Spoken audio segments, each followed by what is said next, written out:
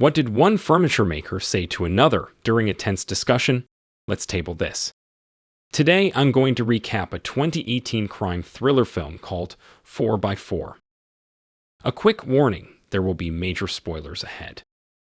The movie begins with a man named Ciro walking around a neighborhood in Buenos Aires. Ciro is a thug, and when he notices a car of his interest, he breaks into it. He gets into the car and steals its stereo. In the overhead compartment, Ciro finds a pair of Ray-Ban sunglasses and pockets them. He still isn't satisfied violating the car, and he forcefully clenches his butt to squeeze out a fart. He finally feels that his work is done, and he proceeds to leave, but the door doesn't open. He tries the other 3 doors, but none of them open. Left with no choice, he is forced to move over to the back seat, where he attempts to get the car's trunk to open. Finally begins to panic, and he desperately tries to break the car's window, but without success. However, the seasoned thug refuses to give up, and he dismantles the inner part of the car's door.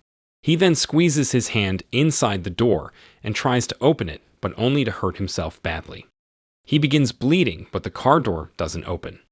After all fails, Ciro pulls out his gun and shoots at the front window, but the bullets bounce off and pierce into his thighs. Ciro screams in extreme pain. Profusely bleeding, Ciro takes off his shirt and wraps it around the wound. So far, Ciro was avoiding being seen, but after having shot himself in the foot, he tries to get the attention of someone on the outside to help him get out of the car, even if it meant he would go to jail. A woman appears outside the car and begins to fix her makeup using the car window. Ciro tries to ask her for help, but it appears that the woman outside the car can't see Ciro inside. He yells at her, but the woman leaves without flinching. Ciro tries to call his wife, but before the call could go through, the phone's battery dies. Several hours pass by, and Ciro falls asleep. Ciro wakes up the next day extremely thirsty. He is run out of water, and he is forced to lick the fog from the window out of desperation. Later, he takes out the car stereo from his bag and puts it back to listen to the radio. The radio plays his favorite song, and he gets lost in the music, forgetting about his troubles, even if for a brief moment. Although the song is a raunchy number about having intercourse in the car, it coincidentally describes Ciro's situation. It talks about foggy windows, reclined seats, and doing it all night. For some reason, the song gives him the motivation to attempt opening the door again, and he gets at it. As he repeatedly hits the door with a tool, a phone starts to ring. It is the car stereo. Ciro answers the call, and a man speaks from the other end. The man introduces himself as Dr. Enrique Ferrari and welcomes Ciro in the car. Enrique continues that he is the owner of the SUV, and he has been robbed 28 times in his life. He adds that Ciro is the 29th thief that has tried to steal from him. The revelation enrages Ciro, and he demands to be freed, but Enrique tells him to shut up and listen. Enrique then continues that he calls his car 4x4, which has an alarm that's connected to his phone, using which Enrico can lock all the doors to the car. It is bulletproof. It can't be moved from inside because of active suspension. It is also soundproof. Moreover, the windows, including the front windshield, are all polarized. The only thing that's not bulletproof is the gas tank, which can hold 120 liters of fuel, and it is full at the moment. Enrique warns him that the full gas tank is a potential bomb, and in case he tries something funny, the car could explode along with him. As Ciro hears in disbelief, Enrique continues that he is a widower who was born in Quilmes 60 years ago. He had a normal childhood for a middle-class child at the time. The doors to his houses were never locked. Enrique says that the current life is in such a bad state right now that he misses the life he had when he was a child. He asked Ciro what he would do if he caught his son stealing. However, Ciro has had enough, and he threatens to report Enrique to the police. Ciro orders Enrique to release him so he can kill him and all of his family. However, before Ciro could finish, the phone hangs up. Afterwards, Enrique turns on the air conditioner and takes it to the lowest temperature to torture the thief. Ciro tries to turn off the AC, but without success. Left with no choice, Ciro takes off his shirt from his wound and wears it. To stop his foot from bleeding, he tears a part of his jeans and wraps it around his wound. After torturing the thief for a good hour, Enrique again calls him and again asks him what he would do if he caught his son stealing. He tells him that he will give him water if he answers the question correctly. Ciro answers the question, but it doesn't satisfy Enrique. Ciro pleads with him to stop, saying that he has learned his lesson, but Enrique could care less, and he again tells Ciro about an incident. He reveals that last December, two men broke into his daughter's home when she was parking her car. Enrique reveals that he trained his daughter for situations like this. She always avoids making eye contact and always has money prepared to hand out. However, the training wasn't enough, and the robbers put a gun to Enrique's grandsons for 3 hours. However, Ciro is not interested in Enrique's stories and questions him what kind of a doctor deprives a wounded person of water. Enrique commends him for the question and asks him to guess the kind of doctor he is before hanging up. As Ciro brainstorms, a police car arrives and stops in front of his SUV. Ciro is again filled with hope, and he tries to get the attention of the policeman, but the policeman gives the SUV a ticket instead and leaves. Several hours later, Enrique calls again and asks Ciro his full name and his ID number in exchange for water. After Ciro complies, Enrique guides him to the water in the washer hose in the back. The water is light blue in color, but a dehydrated Ciro could care less and gulps down the water, breathing a sigh of relief.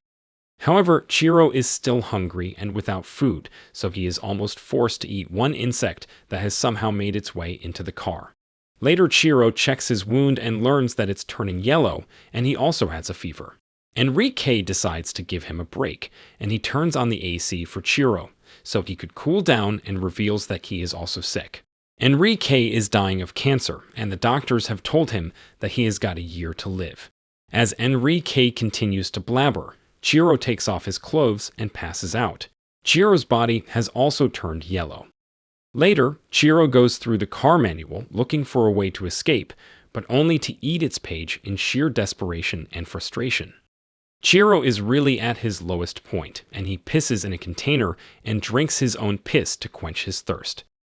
Suddenly, things look great for Ciro when a burglar tries to break into the SUV, giving him hope. However, the thief is spotted by passerby, and they beat him up and hand him to the police.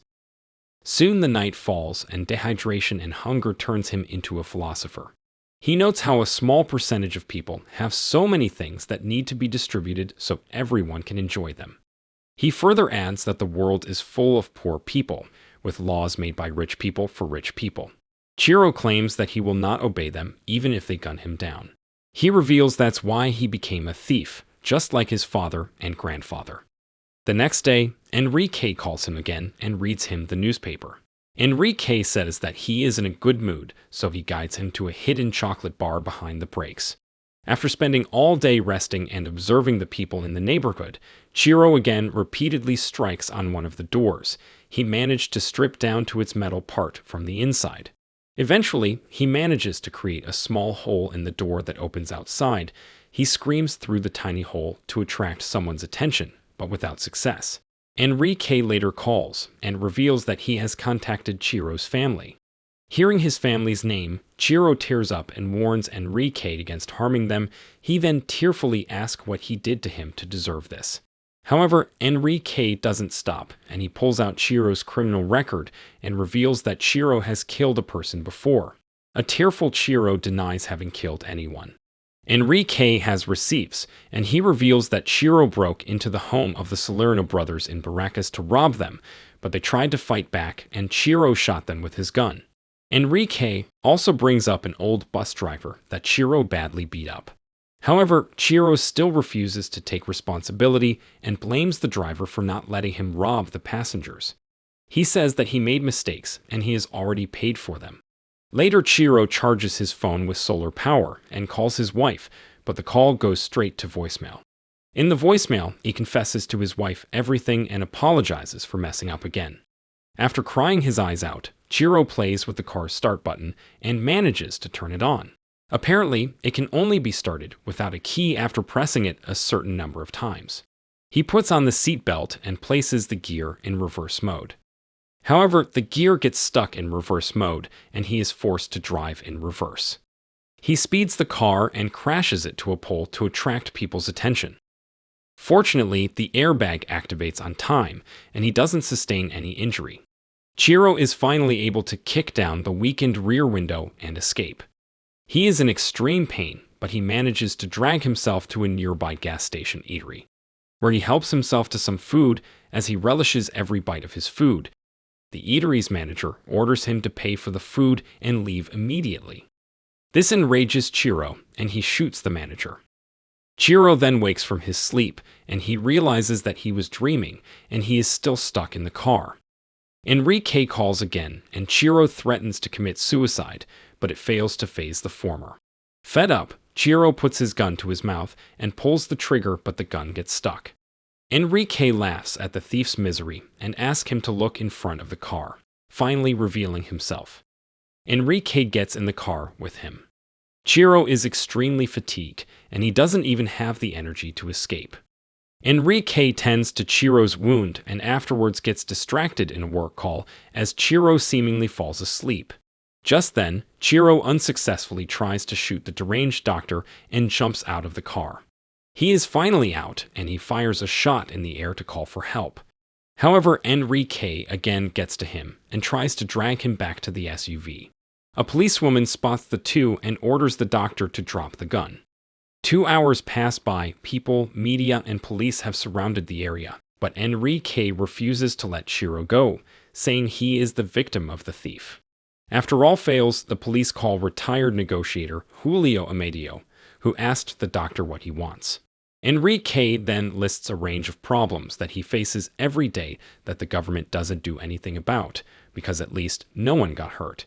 Enrique says while walking to his office, he has to avoid 2,000 dog poops on the street because the dog owners don't clean after their pets when no one's looking. The public resonate with Enrique, and they cheer for him.